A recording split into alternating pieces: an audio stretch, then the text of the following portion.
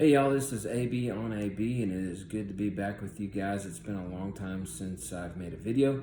The summer months have, come to an end as far as the kids being out of school, and now they're back, and so the house is quiet enough to make some videos. I haven't been able to get out onto battlefields as much as I would like during the summertime, as my children are involved in all kinds of sports, and we've been running from one thing to the next, and so things have finally started to slow down just a little bit here. And I know I promised you a little while back about making a video on my top five Union and Confederate generals. And so today I'm going to start with my Union generals. And some of these may come as a surprise to you, others may not. And I'd love to hear your thoughts afterwards as to, whether any of these generals that I've got on my list make your list, or if you've got totally different generals, or whatever the case may be. I'd love to hear what you think about this list. You can leave the comments either on Facebook or on YouTube. If you haven't already, go out and like the channel on Facebook, or the page on Facebook, and go out and like the channel on YouTube. The more subscribers and the more people we get watching and listening, the more likely other people are going to see it. And so I really appreciate your patience in me getting these videos out to you, and I really appreciate your interactions with me as I just look at some different ways that I can just bring more Civil War knowledge to the forefront. So without further ado, here goes my list. These are in really no particular order. They're just kind of the five generals that came to me as I looked over them. So number one, Joshua Lawrence Chamberlain. Some of you may roll your eyes at that one. But for me, as a kid who grew up on the movie Gettysburg, Joshua Lawrence Chamberlain was kind of a major character who got me really into Civil War history.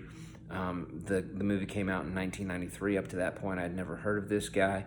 Of course, I was only 10, 11 years old when the movie came out. I'd never read the book, The Killer Angels. Didn't know anything about that, really. I was already into the Civil War, but kind of at a cursory distance, as much as a 10 or 11-year-old could be involved in that. Enjoyed like going out to battlefields and stuff like that, and did a little bit of reading, but nothing's too in depth. And so when I saw the movie and saw the role that Chamberlain played at Gettysburg and at Little Round Top, and it really just fired my imagination. I did a book report or some sort of report on him in school, and just kind of really got into him, and realized that he didn't really become a general until later on in the war. June 19th, 1864 is when he receives his Brigadier General commission. And maybe, the movie and the book make it sound like Chamberlain was, extremely important to the Union defense at Gettysburg, and he was. But kind of does it at the expense of Stephen Ireland, who's over on the other flank on Culp's Hill, and some of the others. But, with Chamberlain becoming a governor of Maine for 4 terms, he was president of Bowdoin College in Maine, a prolific writer, somebody that really was a great self-promoter. After the war, he became really extremely important. And so it's no wonder to see the reputation that he gained from his day at Gettysburg, receiving the Medal of Honor, and so on and so forth. But for me, he makes my list. While I think he was a good battlefield commander, there's no doubt about that. He makes this kind of almost out of nostalgia, and just for just for the fact of bringing me into the Civil War and watching it through the movie Gettysburg. So for me, Joshua Lawrence Chamberlain makes my list of top 5. My second one is George Gordon Meade. Becomes Major General on August 18th, 1864. He took over command of the Union Army of the Potomac shortly before the Battle of Gettysburg occurred. And I think he did an excellent job at the Battle of Gettysburg. It helped for him to fight on the defensive. He's received criticism for not pursuing Lee maybe as robustly as he could have following the battle, but I think, being the fact that he'd only been in command for less than a week, he had fought a major battle and sustained heavy casualties. His army was exhausted. They were in need of food and forage for their animals. I think that he did the best he could under the circumstances. Could he have done more? Maybe. And that is always going to be the question, is what else could he have done? Could he have pushed it and perhaps ended the war right then and there? I think that would have been unlikely for him to have ended the war that quickly after the Battle of Gettysburg. But I think Meade did a pretty good, solid job following his takeover to Army Command, and he'd been a general up to that point. He'd gone up from brigade command to division command to corps command, and he'd been solid in every position that he held. He may not have been the most flashy commander, he may not have been even the best commander, but he did a solid job. And when it came to the final days of the war and the overland campaign, when Grant comes to the east, he found himself in kind of an awkward position, being in command of the Army of the Potomac, but the commander-in-chief is in the field with you, and their relationship was kind of strained throughout. If you want to kind of understand a little bit more about that, you can read Gordon Ray's 5-volume work on the Overland Campaign. It really kind of highlights that kind of awkward relationship that Grant and Meade had as they went through towards the end of the war. But overall, Meade does a solid job, and I think he's probably the best Army of Potomac commander, just for the sheer fact that he stays in command. He is not relieved, and he lasts until the end of the war. So George Gordon Meade makes my list of the top 5. Third is Winfield Scott Hancock, and you probably notice a pattern here of Army of Potomac commanders, guys who factored in majorly at the Battle of Gettysburg.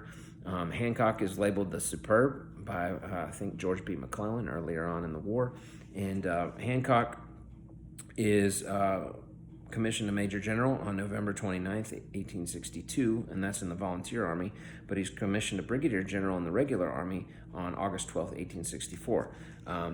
After Hancock sustains his wounds at Gettysburg, he doesn't really reach the pinnacles again of his leadership abilities. Again, you can read Gordon Ray's 5-volume work on the Overland Campaign, and to see that Hancock, while he has some good days, definitely, he struggles to ever really recapture the glory that he finds on the Battle of Gettysburg. And so eventually has to resign due to wounds and really never again kind of reaches that pinnacle or that zenith that he had defending the wall during Pickett's charge. But overall, he is an exceptional commander. He's a solid commander. He is rushed to Gettysburg on day 1 by a specific order of General Meade to take over from Oliver Otis Howard after Reynolds is killed. He's a junior commander at that point. He's actually junior in rank to Howard. But to Howard's credit, depending on what you read, depending on the sources you look at, he turns over command to Hancock. Howard claims that he commanded one side of the road and Hancock commanded the other. Whatever the case may be, Hancock does a great job of settling the Union Army in, preventing a rout or defeat before the battle even gets started, holding that high ground that they talk about in the movie, of course, and allows the Union Army to eventually be victorious at Gettysburg because of the job he does, not only on July 1st, but throughout the entire course of the Battle at Gettysburg. So Winfield Scott Hancock comes in on my top 5. The next one on my top 5 is General Phil Kearny, and he's promoted to Brigadier General on May 17th, 1861, and sadly for him and for the rest of the Union Army, he is killed at the Battle of Chantilly on September 1st, 1862. So his star kind of burns bright and hot and ends quickly. And one is left to wonder about the what-ifs or what might have been had Phil Kearny survived and served throughout the entire war. He was not a fan of George McClellan. In fact, he thought McClellan to be a coward. Kearny wanted to do battle, and he felt like that McClellan was not doing the job he needed to do as the Army commander, that they grossly outnumbered the Confederates, and they should have been able to end the war quickly if men like Kearny had been turned loose. And so for that, I really like his attitude and his willingness to fight and to mix it up and to not use some of the excuses that were used early on in the war. Again, we have no idea what might have been or what Kearny could have been. He may have turned out to be an awful general as the war progressed, but he was definitely, his star was on the rise until the point he was killed at the Battle of Chantilly. So Phil Kearny makes my list for top 5 Union generals. My last one may come as a bit of a surprise or a shock to some of you, and that's John Logan, or Blackjack as they called him. He's commissioned a Major General on November 29th, 1862. After the war, he serves as Commander-in-Chief of the GAR. That's from 1868 to 1871. So to reach a position like that after the war, you know that soldiers respected him. If you know about John Logan, you know he is not a West Point trained general. He is one of the political generals from Illinois, but he knew how to fight. He was one of the better political generals. As I've studied more and more about the Vicksburg campaign, I've come to appreciate the ability of John Logan and his ability to lead and command troops. He's not afraid to fight. And he does a good job in combat of commanding his troops. And eventually he rises to Army command by later on in the war. And there's some other things that happen that, you know, John Logan is not so wild about and causes some friction and some tension amongst the Western commanders as the war proceeds. But John Logan, I think, does an excellent job for a non-professional soldier. And so many of the times, and you see on this list, Chamberlain also makes it in as a non-professional soldier.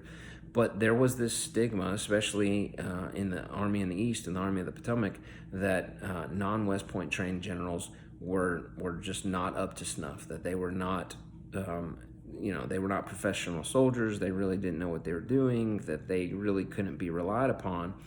And people like John Logan and Joshua Chamberlain and Francis Barlow and many others really, kind of quashed that thought process that non-military trained or non-military professionals couldn't do the job. These guys, they learned their profession on the fly. They figured it out, and they became pretty stellar battlefield commanders. So John Logan makes my list of top 5 Union generals. So there you have it. That's my list of top 5. I'll give you the rundown once again. Joshua Lawrence Chamberlain, George Gordon Meade, Winfield Scott Hancock, Phil Kearny, and John Logan. And those are my 5 guys. Again, this is not an exhaustive list. This is nothing official. There is no particular order to those 5. But I would love to hear your thoughts on my 5. Do you agree? Do you disagree? Is there someone who you would add to the list, or maybe 5 completely different generals that would be on the list? I'd love to hear what you have to say. Leave those comments below in the video, whether it's on Facebook or YouTube. And if you haven't, again, followed the Facebook page or the YouTube channel, I'd appreciate your follows. And I look forward to bringing some more videos to you soon. Hopefully get out my top 5 Confederate generals.